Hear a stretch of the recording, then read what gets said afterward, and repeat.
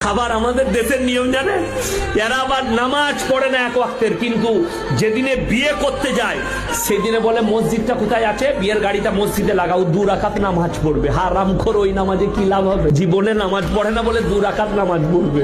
আবার মসজিদে অনেকজন সালাম করে ঢুকে 2 রাকাত নামাজ পড়লে ও কি যে নামাজ পড়ে তা আল্লাহ জানে। আল্লাহু আকবার, কি জানি বউটা কেমন হবে।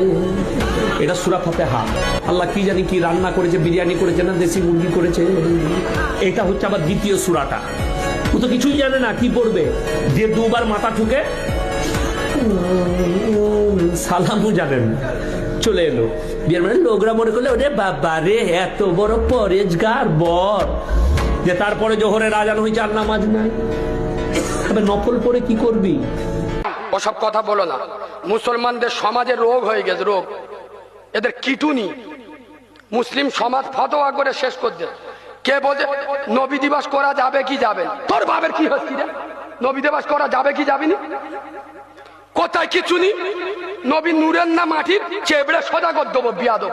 তুই জিজ্ঞেস করবি নামাজ কত, নামাজ পড়বো কিভাবে, নামাজের কটা ফরজ, উজুর কটা ফরজ, নবী নূরের না মাটির, তোর চুল বুঝছে? বাঁদরামি করার জায়গা পাও নাই বিয়াদব। ইসলামটা করে শেষ করে দিল। গোটা ভারতে মুসলমানদের ধরে মারছে, মসজিদ ভেঙে দিচ্ছে, মাদ্রাসা ভেঙে দিচ্ছে। তারা একবারও দেখছে এটা তবলিগ, হেজবুল্লাহ, বিরিলি না আলে হাদিস? আরে কথা বলে না। তারা দেখছে মুসলমানদের মসজিদ। তা তোমরা মুসলমান কেন আট হতে পারো না? আরে যারা নবী দিবস করছে, নবীর মহব্বত আমরা করি করবো, তোর ভাল লাগে না তুই করিস নি? তা তোর বিচুটি পাতার মতো কি ঢুকছে গায়ে? নবী নূরের না নবীর মাটি, এরা আলেমরা বুঝবে। নবী দিবস করা যাবে কি যাবে না মৌলবীদের কাজ, তোর অত কি দরকার?